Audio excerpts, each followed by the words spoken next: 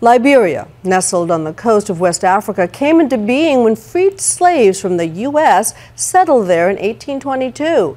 But that hopeful beginning dissolved into a horrific 14-year civil war, leaving the country and its healthcare system in ruins. Only 60 doctors remained, and not a single pediatrician among them. That is where two young American doctors come in.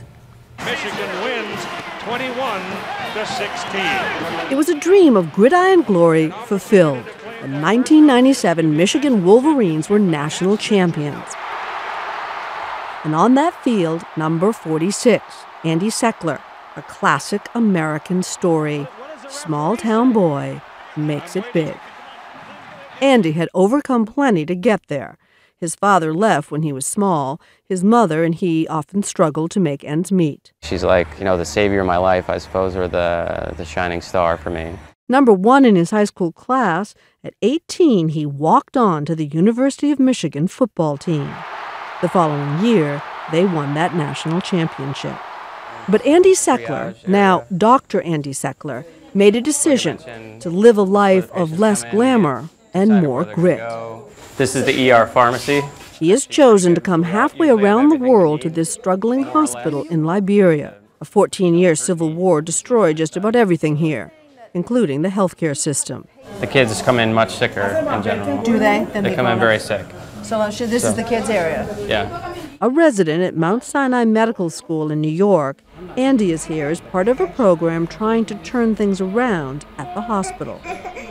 This hospital was a gift of the U.S. government back in the 1960s. Grateful Liberians named it in honor of President John F. Kennedy. But during the war, soldiers so ravaged the place that JFK Hospital came to stand for something else. Just for killing.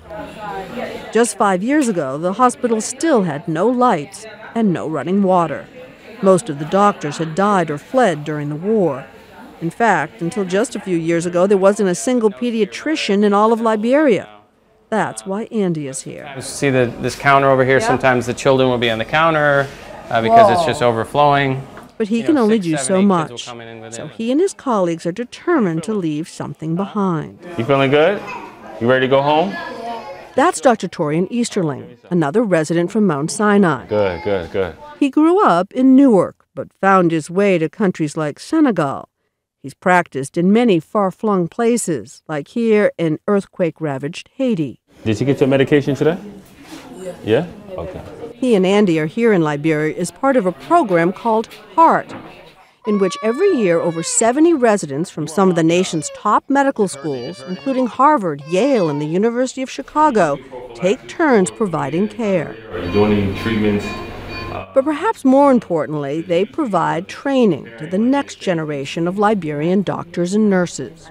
The heart doctors have taught how to manage very sick children, and we do save more. And then the staff will learn from that, and then the next time they're doing it on their own. So you have seen improvement, even in the last year? Yeah, of course. Today, Andy and Torian are teaching these midwives in training. How many people have been to deliveries yet? About helping babies breathe in what's called the golden minute, those vital moments just after a new baby is born. And then you're going to assess whether the baby's crying or not crying. Nearly 2 out of 10 babies don't cry, which means they're not breathing on their own. 1, 2, 3, the baby's out. What do you do? Without the kind of skill these young women are learning today, those babies won't make it. Good. Perfect. Their baby's breathing. Classes like these will leave a life-saving legacy for years to come.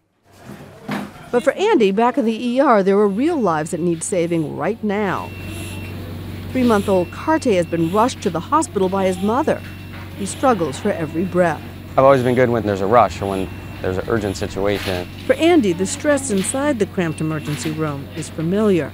The values that I learned playing big-time football and the pressure that you go under every day, and just the discipline of how to prepare yourself for stuff, I just use in my everyday life. When the pressure's on, you have to perform. Yeah.